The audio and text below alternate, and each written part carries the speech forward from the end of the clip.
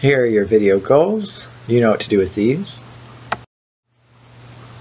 Alright, so the end of James Monroe's presidency also means the end of the era of good feelings. There were two things that happened during Monroe's presidency that brought about the end of the nationalism that had prevailed after the War of 1812.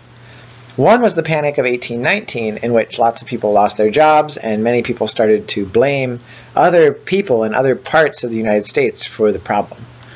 The other issue was the Missouri Compromise, which led to a big split between the North that was free and the South that owned many slaves. And so these two events together mean that Northerners, Southerners, and Westerners no longer agreed on very much. So this means that the presidential election is going to be a big deal. Lots of different people are going to want a lot of different stuff, and so different people are going to run for office. And so there were 4 people who ran for office that all had different ideas for what America should be like. The 4 main guys were Andrew Jackson, who was the military hero and the people's favorite. There was John Quincy Adams, who was a Northerner and was the son of John Adams and was a famous Secretary of State.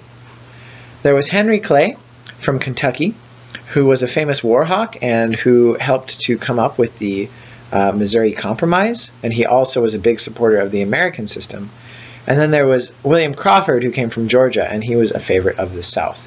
So all of these guys represented different parts of the country and stood for different ideas. So this shows how America had split into a couple different directions at the end of the era of good feelings.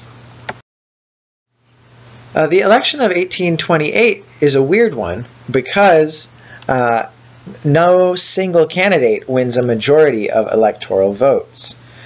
Andrew Jackson gets the most votes, but since nobody gets a majority, this means that the House of Representatives gets to pick between the top 2 candidates, and that is Jackson and Adams. What makes this whole situation funny, though, is that Henry Clay, who himself had run for president, is in charge of the House of Representatives. He is the Speaker of the House. And so what this means is that he can give the election to either Jackson or Adams. He gets to pick. And Clay ends up picking Adams because he agrees with Adams on a lot of stuff, especially the American system. So he picks Adams, and later Adams appoints Clay to hold the important office of Secretary of State. And a lot of people think that Adams basically promised Clay this in return for helping him to win the presidency. And a lot of people saw this as a corrupt bargain. Basically that Clay had given away the presidency to Adams, even though Jackson was the favorite, because he wanted to be Secretary of State. And this whole deal, the corrupt bargain, made John Quincy Adams unpopular from the very beginning, and a lot of people thought that Andrew Jackson had been cheated out of the presidency by this closed-door deal between Clay and Adams.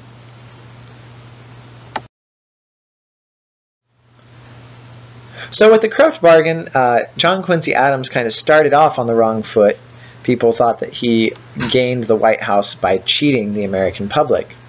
And he remained more or less unpopular throughout his 4 years as president. He was not successful for a number of reasons. One was the corrupt bargain lost him the trust of the public right away. 2 is he was really, really smart, but he lacked people skills. He was kind of prickly and awkward and not very nice to talk to. And he wasn't very good at relating to normal people. He was super, super smart and read like 9 different languages, but he didn't know how to talk to the common people of the United States. He also continued to support the American system, which by this time was now dividing the American people because it benefited the North but didn't always help the West and the South. So he gave out lots of money for railroads and canals.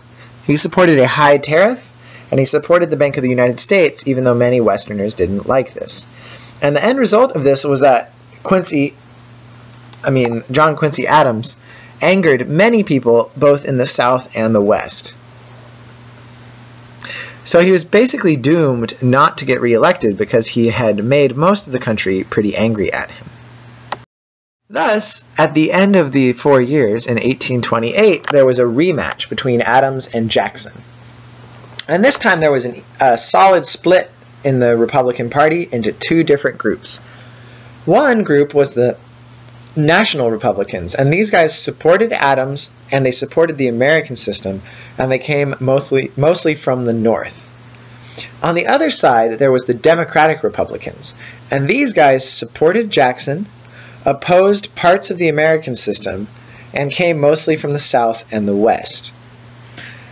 And so what happens is Jackson wins the election, and this is seen as a symbolic victory for the common people over the rich old Northerners. This brings about a new stage of more democratic elections, and it's a new period where the common person has a say in who becomes president. And so Jackson becomes president, and he becomes very important and changes a lot of stuff, and we're going to talk about all of this in the next chapter of our course.